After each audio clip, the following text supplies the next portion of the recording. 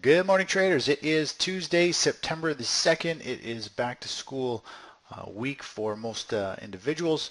Anyways, taking a look at the markets here, we've got it's shortened week, so could still see light volume. We might still see the market drift a little bit higher, but looking at the SP 500, you can see after we have a correction in the market like we saw back here, get a three-wave correction, and then the market has this ripping strong rebound, starts to get a little bit more volatile, but keeps running and grinding higher. After this initial impulse wave breaking a previous high, you start to get some market volatility, and eventually it consolidates long enough where it moves up and takes a second run. So that's where we are now. We had this correction. We've had this massive first initial impulse wave breaking this previous high. I wouldn't be surprised we see price start to become a little more volatile, where it might see market push up a little bit higher, but start to chop around in a larger range.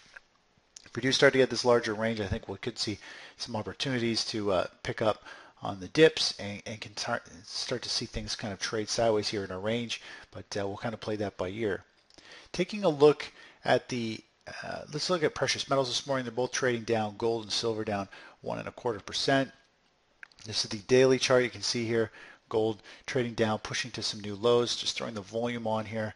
You can see here overall it's not a huge volume, but again, this is pre-market, so that's pretty good volume for just pre-market at this point. Well, it'll be interesting to see how the day plays out, but again, we have a series of these short-term bearish patterns. We've got strong moves to the downside, a little bit of a bounce. It continues to push down.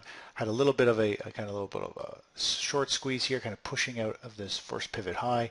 Market has rolled over, tried to hold the level here, gave way. Now it's got another little bear flag, and more or less we had this big red down bar, and these were all inside days. When you get all days inside one big down bar, that is a bearish pattern. It's just consolidating and drifting back up, and now we've got another big move to the downside. Just starting to break these lows here.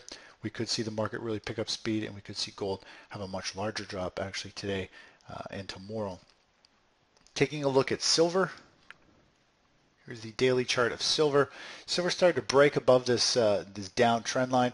Obviously had some, let me just zoom in a bit here, some high wicks here, some reversal wicks where price moved up and then it pulled right back down.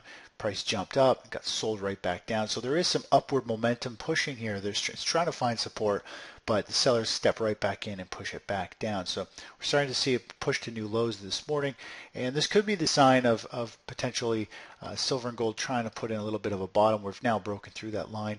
We could see prices kind of chop around here, and we could see things start to form a basing pattern. And eventually we'll have this kind of level here where price can break out. We'll see initial pop, and we'll see now the upward momentum pick up speed again. But I think we're still a ways away from that. Taking a look at gold miners, obviously gold and silver down in pre-market. We're going to see the miners down in pre-market. Let's just we'll go to the 30-minute chart. You can see, let me just zoom out a few days here. You can see last week we saw gold miners drift higher, and then more or less we got a big gap down this morning in the price. Could easily see this continue to come back down and see the volatility pick up in the gold miners. Now if we look at the daily chart and zoom out, you can see here we've been talking about this forever. Gold, silver, and gold miners are all trying to carve out a possible basing pattern. Overall, the previous trend was down. We've got this formation forming here where eventually we're going to get a break. Whichever way it breaks, we're going to see a significant move. So if it breaks to the upside, we're going to see a massive move.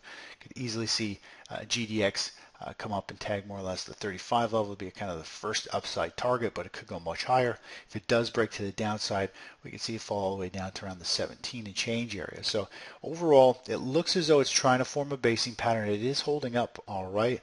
If it can start to break out here, it's got huge potential to the upside with first target around the 35 area.